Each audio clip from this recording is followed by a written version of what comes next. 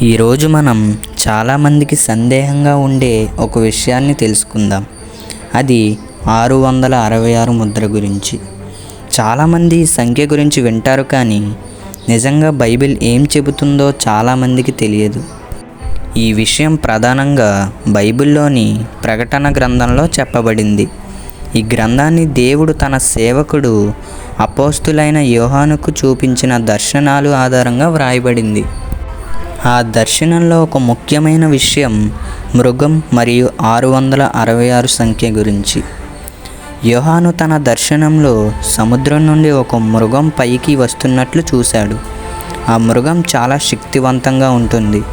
ప్రపంచంలోని చాలామంది ప్రజలు ఆ మృగాన్ని చూసి ఆశ్చర్యపోతారు మరియు దానిని అనుసరించడం ప్రారంభిస్తారు. బైబిల్ ప్రకారం ఈ మృగాన్ని దేవునికి వ్యతిరేకంగా పనిచేసే ఒక అధికారాన్ని సూచిస్తుంది. ఆ సమయంలో ప్రపంచంలో ఒక పెద్ద మార్పు జరుగుతుంది. ప్రజల జీవితాలు ఆ అధికార వ్యవస్థపై ఆధారపడతాయి. తరువాత ఆ వ్యవస్థ ఒక ఆజ్ఞ ఇస్తుంది.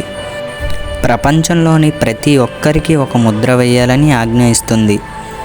బైబిల్ ఇలా చెబుతుంది: చిన్నవారు, పెద్దవారు, ధనవంతులు, పేదవారు, స్వతంత్రులు, బానిసలు అందరికీ ఒక గుర్తు వేయబడుతుంది. ఆ ముద్ర చేతిపై లేదా నుదిటిపై ఉంటుంది. ఈ ముద్ర ఎందుకు వేయబడుతుందంటే, ఆ ముద్ర లేకుండా ఎవరు కొనలేరు, అమ్మలేరు. అంటే వ్యాపారం చేయడం కూడా సాధ్యం కాదు. జీవితం నడవడానికి ఆ ముద్ర అవసరం అవుతుంది. ఈ ముద్రకు సంబంధించిన సంఖ్య 666 అని బైబిల్ చెబుతుంది. ప్రకటన గ్రంథం 13వ అధ్యాయం 18వ వచనంలో ఇలా వ్రాయబడి ఉంది: ఇది జ్ఞానమును కోరుచున్నది. మృగ సంఖ్యను లెక్కించువాడు లెక్కించుగాక. అది మనుషుని సంఖ్య, అది 666. అంటే 666 ఒక సాంకేత సంఖ్యగా చెప్పబడింది. చాలామంది ఆ సమయంలో భయంతో ఆ ముద్రను స్వీకరిస్తారు. ఎందుకంటే జీవించడానికి, కొనడానికి, అమ్మడానికి అది అవసరం అవుతుంది. కానీ బైబిల్ ప్రకారం ఈ ముద్రను స్వీకరించడం అంటే ఆ చెడు అధికారాన్ని అనుసరించడం అని అర్థం. అంటే దేవుని మార్గాన్ని వదిలి ఆ వ్యవస్థకు విధేయంగా ఉండడం. బైబిల్ మరో విషయం కూడా చెబుతుంది: ఆ ముద్రను స్వీకరించిన వారు చివరికి దేవుని తీర్పును ఎదుర్కోవాల్సి వస్తుంది. ఎందుకంటే వారు దేవుని సత్యాన్ని తిరస్కరించారు.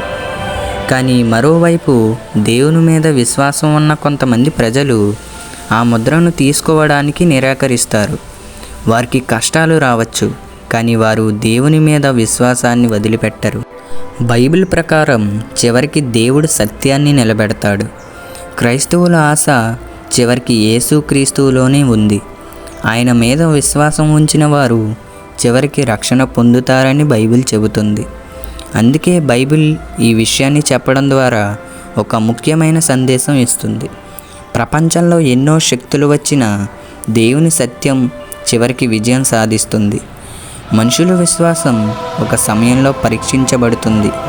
ఆ సమయంలో దేవుని మీద విశ్వాసం ఉండడం చాలా ముఖ్యమైన విషయం. అందుకే క్రైస్తవులు దేవుని వాక్యాన్ని చదవాలి, ప్రార్థన చేయాలి, సత్యంలోనే నడవాలని బైబిల్ చెబుతుంది.